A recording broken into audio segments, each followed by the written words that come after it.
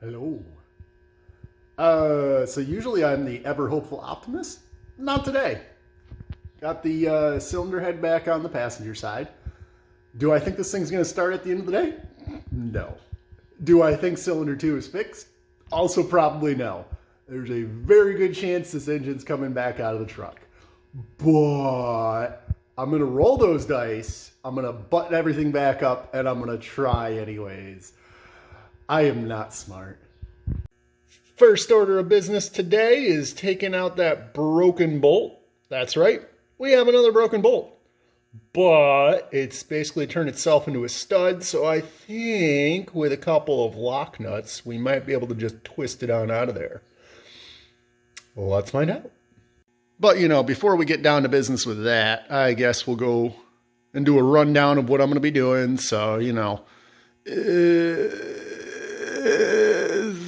the thing that matches this thing, right? Gasket, there we go. We're going to be putting that one back in, and then this one, and then this one. We're going to put the intake back like that, and then we're going to put the valve cover right. Well, first we got to put the push rods in, and then the rocker arms, and then the valve cover go like that. Oh, and then a different thing I did, I can't reach.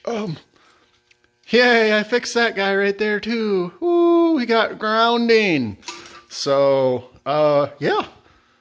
Let's get to it. That's what I get for doing things or trying to do things the scientific way. Straight up stripped the threading of these lock nuts. I've never seen that before. So, can't do things the easy way, which means PB Blaster and vice grips it is. Yay! So the plot thickens. I was partially right about the timing on the truck. And, well, let's go explore my hypothesis here. So, I already took apart the camshaft bolt to make sure I wasn't going crazy. Wanted to make sure that the actual gear was aligned in the keyway on the camshaft. And everything's lined up from the crankshaft and the camshaft. So the sprocket and the gear, they're good. Now that brings us to that guy back there. So ye old distributor, I've checked. We are top dead center on cylinder 1. And this guy is pointing off toward, well, 1 is over here. So 6.5. It's currently pointing at the 5th cylinder. So I think that might be our issue here. Why nothing wanted to turn over. Gonna go ahead and pull a distributor, I guess. So much fun.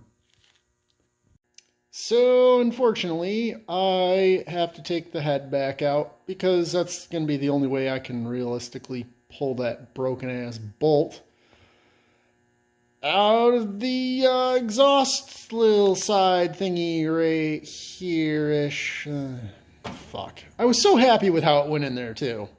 And lucky me, I get to drill it out. Yay.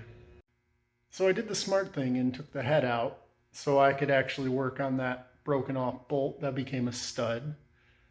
And let's take a look at what implements I needed to use to get that thing out of there. The handy dandy drill, the Dremel, a pick kit, the bad day box back there. Oh, and by the way, that's an SAE kit. I had to go pick up a metric one. And at one point, I even needed an angle grinder because I was a dumbass and broke not 1, but 2 hardened pieces, an extractor and a tap. So now we have a non-standard hole on the exhaust portion that holds in the exhaust manifold, and hopefully it stays, I'm hoping. Just throw some thread locker on there and fingers crossed it'll stay.